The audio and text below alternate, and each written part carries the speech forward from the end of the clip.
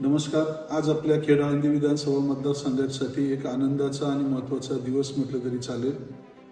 आपल्या खेड तालुक्यातील चाकण असेल, औद्योगिक क्षेत्र असेल, आळंदी असेल आणि परिसरातील ट्रॅफिक समस्या दूर करण्यासाठी पहिल्या दिवसापासून तळेगाव चाकण शिक्रापूर रस्ता असेल, त्याचबरोबर नाशिक फाटा ते खेड एलिव्हेटेड रोड असेल, त्याचबरोबर राजगुरुनगर ते भीमाशंकर नॅशनल हायवेचा रस्ता असेल आणि नव्यानं या ठिकाणी उरण पनवेल, त्याचबरोबर वांद्रा, शिरोली आणि शिरूर असा एक प्रस्तावित रस्ता, अशा 4 रस्त्यासाठी सातत्यानं प्रयत्न करत होतो.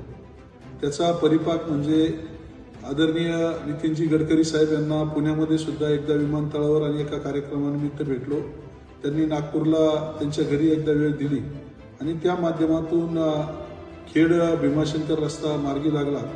कालांतरानं त्या ठिकाणी आपल्या महाराष्ट्र राज्याचे मुख्यमंत्री आदरणीय देवेंद्रजी साहेब असतील, त्याचबरोबर तत्कालीन उपमुख्यमंत्री नामदार अजितदादा पवार असतील आणि आत्ताच्या उपमुख्यमंत्री पालकमंत्री सुनेत्रावहिनी पवार असतील आणि त्याचबरोबर बांधकाम मंत्री शिवेंद्रराजे भोसले असतील, यांच्या माध्यमातून सातत्यानं प्रयत्न चालू ठेवले.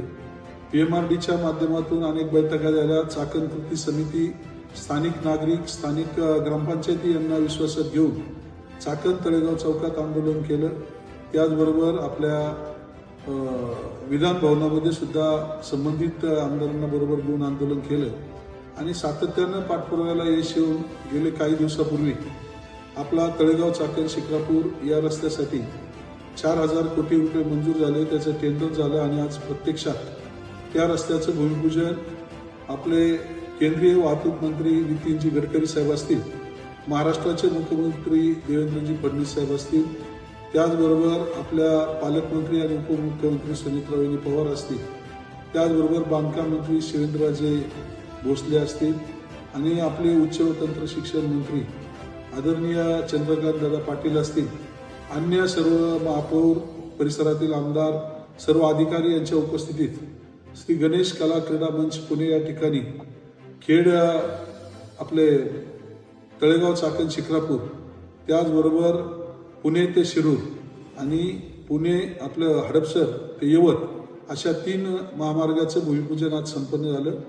त्यानिमित्तानं खऱ्या अर्थानं माननीय मुख्यमंत्री महोदय असतील, उपमुख्यमंत्री सुनेत्रावहिनी असतील आणि आदरणीय नितीनजी गडकरी साहेब असतील, यांना गाडीमधून उतरल्यावरच मी सुनेत्रावहिनींना सूचित केलं की नामदार अजितदादा पवार यांचं स्वप्न होतं की ह्या रस्त्यांबरोबरच आपला नाशिक फाटा ते खेड हा रस्ता व्हावा. त्यामुळं आपण प्रकर्षानं उल्लेख करा की नाशिक फाटा ते खेड उन्नत मार्गाचं, एलिव्हेटेड मार्गाचं त्या ठिकाणी भूमिपूजन कधी करणार. आणि त्या अनुषंगाने माननीय नितीनजी गडकरी साहेब यांनी सांगितलं की संपादनाचे पैसे आपल्या महाराष्ट्र सरकारनं वर्ग केल्या क्षणी 15 दिवसाच्या आत पुन्हा आपण त्या ठिकाणी भूमिपूजनाला येतो. आणि त्याच वाक्यावर ओढून माननीय मुख्यमंत्री महोदय यांनी 8 दिवसात संपादनाचे, भूसंपादनाचे 135 कोटी रुपये त्या ठिकाणी संबंधित यंत्रणेकडे वर्ग करून भूसंपादनाचा विषय मार्गी लावतो आणि लवकरात लवकर आपल्या नाशिक फाटा ते खेड या रस्त्याचं भूमिपूजन करू असा शब्द त्या ठिकाणी दिला. त्याचबरोबर राजगुरुनगर ते भीमाशंकर या रस्त्याचं सुद्धा टेंडर झालेलं आहे. कुंभमेळ्याच्या धर्तीवर पुढच्या वर्षी हा रस्ता पूर्ण होणं गरजेचं आहे आणि त्यानिमित्तानं त्या रस्त्याचं भूमिपूजनासाठी सुद्धा आदरणीय गडकरी साहेब मुख्यमंत्री महोदय यांना त्या ठिकाणी निमंत्रित केलेलं आहे. अशा पद्धतीनं उरण, पनवेल, वांद्रा, शिरोली आणि आपला शिरूर रस्ता याचा सुद्धा उल्लेख माननीय गडकरी साहेबांनी केला की तो रस्ता तसाच पुढं संभाजीनगरला त्या ठिकाणी नेण्याचा आमचा मानस आहे. त्यामुळं नव्यानं उरण पनवेल रस्त्याला सुद्धा 1 वर्षाच्या आत सुरुवात होईल असा शब्द माननीय गडकरी साहेब मुख्यमंत्री महोदय यांनी या ठिकाणी दिलेला आहे.